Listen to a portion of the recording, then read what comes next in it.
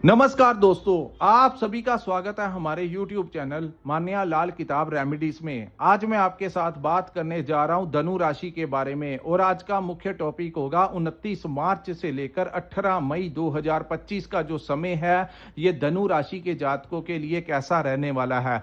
ये वीडियो आप लोगों के लिए बहुत इंपॉर्टेंट होने वाली है। दोस्तों, इस समय पर पंच महायोग का निर्माण जो है वो इस समय मीन राशि में होगा और इस योग का कैसा प्रभाव धनु राशि के जातकों के ऊपर रहेगा। धनु राशि की वीडियो स्टार्ट करने से पहले मैं आप लोगों को आपके कुछ विशेष गुण बता देता हूं। धनु राशि जो है इसके स्वामी जो है वो देवगुरु बृहस्पति हैं, जिनको ज्ञान का कारक कहा जाता है। जितना भी ज्ञान हमारे पास होता है, जो नॉलेज हमारे पास होती है, वो गुरु बृहस्पति की देन होती है। तो ऐसे जातक अगर कहीं पर कोई काम करते हैं तो इनसे प्यार मोहब्बत से कोई काम करवा ले तो ये बहुत अच्छे से काम कर लेते हैं, क्योंकि ये ऑलरेडी हर चीज को अच्छे से मैनेज कर पाते हैं। लेकिन जहां पर इनके सर के ऊपर कोई चढ़ने की कोशिश करे, कोई इनको अपने प्रेशर में लेने की कोशिश करे, तो उस वातावरण में ये ज्यादा देर तक नहीं रह सकते। और ये ऐसे जातक होते हैं, अगर किसी से दोस्ती हो गई तो अंतिम पल तक ये अपनी दोस्ती उस परिवार के साथ, अपने मित्रों के साथ निभाते हैं, उनके बच्चों तक के लिए ये अच्छा सोचते हैं। लेकिन अगर इनके मन से अगर किसी ने इनके साथ एक बार छल कपट कर लिया तो ऐसे जातक उनको दुश्मनी भी पूरी अच्छे से निभाते हैं। तो क्योंकि इनके दिमाग पे, इनके ज्ञान में जैसी प्रभाव कोई अपना छोड़ता है, ये उसी प्रकार से उन चीजों को हैंडल करते हैं। आइए जानते हैं कि ये जो आने वाला समय है, इस समय में कैसे वातावरण जो है धनु राशि के जातकों के लिए होगा। दोस्तों, 29 मार्च का जो दिन होगा ये बहुत ज्यादा प्रभावशाली दिन होगा, क्योंकि इस दिन शनि जो है आपकी कुंभ राशि को छोड़कर मीन राशि में प्रवेश कर जाएंगे। सो आपके थर्ड हाउस को छोड़कर आपके चतुर्थ भाव में चले जाएंगे और यहां पर शुक्र, राहु, बुध और सूर्य भी बैठे होंगे। प्रथम 2 दिन चंद्रमा भी यहां पर होंगे। तो शश महायोग का निर्माण जो है आपकी कुंडली के चतुर्थ भाव में विराजमान हो जाएगा। चंद्रमा क्योंकि हर 2-2.25 दिन के पश्चात अपना भाव परिवर्तित कर लेते हैं, इसीलिए हमने यहां पर चंद्रमा के बारे में ज्यादा डिस्कस नहीं कर पाएंगे। लेकिन ये जो राशिफल है ये चंद्र राशि के अनुसार है। जिनकी जन्म राशि धनु है, जिनकी नाम से राशि धनु है, उनके लिए ये वीडियो बहुत ज्यादा इंपॉर्टेंट होने वाला है। दोस्तों, आपकी राशि के चतुर्थ भाव में ये पंच महायोग का निर्माण होगा। तो यहां पर ये जो भाव है इसको हमारी माता का भाव कहा जाता है। इस भाव को हमारी प्रॉपर्टी, संपत्ति, नए घर का भाव कहा जाता है और यही सी भाव को वाहन का भाव कहा जाता है। तो यहां पर विशेषकर शुक्र बुध की युति बनी हुई है। दोस्तों, शुक्र और बुध जब युति बनाते हैं, ये चतुर्थ भाव में राजयोग का निर्माण करते हैं। तो यहां पर जो स्थितियां इस समय बन रही हैं, यहां पर सबसे ज्यादा मायने रखता है आपके ऊपर कौन से ग्रह की महादशा, अंतरदशा, विषमोत्तरी दशा चल रही है। अंत तक देखा जाता है कि किस ग्रह की दशा, महादशा, अंतरदशा चल रही है, ताकि वो ग्रह जिन भावों में बैठे होते हैं उनका प्रभाव सबसे ज्यादा देखने को मिलता है। तो यहां पर फिर भी इतनी बड़ी युति बनने से आप लोगों को यहां पर एक चीज का ध्यान देना होगा, अपनी माता की सेहत का विशेष कर से ध्यान देखना होगा, क्योंकि 29 तारीख को यहां पर सूर्य जो है वो ग्रहण अवस्था में चले जाएंगे और इस वर्ष का सबसे बड़ा सूर्य ग्रहण जो होगा वो 29 मार्च के दिन होगा। उस दिन अमावस का दिन होगा। शनि जो है आपके यहां पर पहुंच जाएंगे तो सूर्य देव जो है वो पीड़ित अवस्था में चले जाएंगे। दोस्तों, जो ग्रहण काल है इसका प्रभाव विशेषकर पूरे विश्व भर में देखने को मिलेगा। सूर्य का पीड़ित अवस्था में जाना कहीं ना कहीं सरकार के लिए, राजनीतिकार लोगों के लिए कहीं ना कहीं उठक पुठक जो है वो देखने को मिल सकती है। वहीं 2 देश जिनकी आपस में नहीं बनती, उनकी विवाद की स्थितियां जो हैं और भी ज्यादा बढ़ सकती हैं। 2 धर्म, 2 कम्युनिटीज के लोग जो हैं वो आपस में क्रोधित हो सकते हैं। तो ऐसी संभावनाएं जो है आपको न्यूज के जरिए इन दिनों में देखने को मिलेगी, ताकि आपको पता लग जाएगा कि जब ग्रह ऐसी अवस्था बनाते हैं, जब ग्रहण होता है, तो किस प्रकार से हलचल जो है वो विश्व भर में देखने को मिलती है। हालांकि ये जो ग्रहण का समय होगा इसमें भारत में इतना प्रभाव देखने को नहीं मिलेगा, लेकिन फिर भी राशियों के ऊपर इसका प्रभाव जो है वो देखने को मिलेगा। आइए जानते हैं आपकी राशि में क्या क्या लाभ होंगे और किन चीजों से आपको थोड़ा सा बचाव करके चलना होगा। दोस्तों, आपके 4th हाउस पर ये युति बनेगी, जहां से आप लोगों को अचानक से अगर कोई नया घर लेना चाहता है तो कुछ सरकमस्टांसिस ऐसे बन सकते हैं, आपके पास पेमेंट का कहीं ना कहीं से जुगाड़ जो है वो हो सकता है। अगर नहीं भी है तब भी ऐसी स्थितियां बनेंगी, तो आप किसी नए घर में प्रवेश कर सकते हैं। दूसरा, आप अगर कोई संपत्ति बेचना चाहते हैं जो लंबे समय से नहीं बिक रही, तो इस समय अगर आप प्रयास करेंगे तो आपके पास कोई डील आ सकती है। आपकी कोई संपत्ति सेल और परचेस में आप लोगों को कुछ ना कुछ इस समय आपका ये काम होता हुआ दिखाई दे रहा है। दूसरा, इस भाव को वाहन का भी भाव कहा जाता है, वाहन सुख का भाव।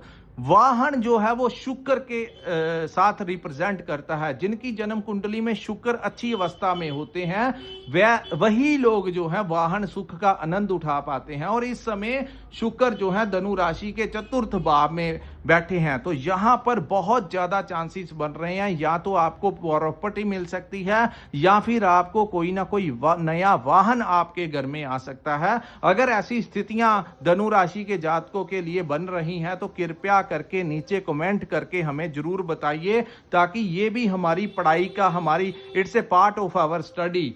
तो हमें रोजाना जिंदगी में नए नए एक्सपीरियंस मिलते हैं, तो बड़ी मेहनत के पश्चात हम आप लोगों के लिए कोई ना कोई वीडियो लेकर आते हैं। तो अगर ऐसी स्थितियां आपके लिए बन रही हैं तो कृपया नीचे कमेंट करके जरूर बताइए।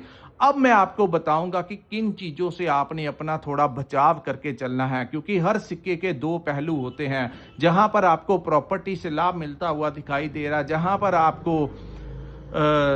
आपको वाहन का सुख मिल सकता है, और भी कई प्रकार के सुखों में वृद्धि हो सकती है, विदेश से आपको लाभ मिल सकता है। और वहीं दूसरी तरफ अगर देखा जाए तो कर्म भाव में बैठे केतु, इनके ऊपर इन सभी ग्रहों की दृष्टियां जो हैं इस समय आप धनु राशि के कर्म भाव के ऊपर पड़ रही हैं।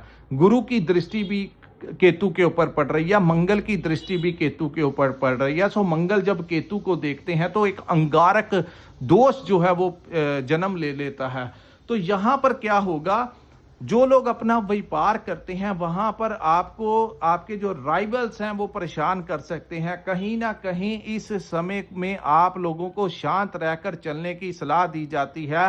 किसी के साथ विवाद के लिए ये समय उत्तम नहीं होगा, अन्यथा आपको दिक्कत आ सकती है आपके व्यापारिक स्थान के ऊपर। चाहे ये समय आप लोग अगर कोई नौकरी करते हैं तो वहां पर आपके बॉस या आपके कोलीग्स के, आपके डिपार्टमेंट वालों के साथ कहीं ना कहीं तनाव की स्थितियां बन सकती हैं।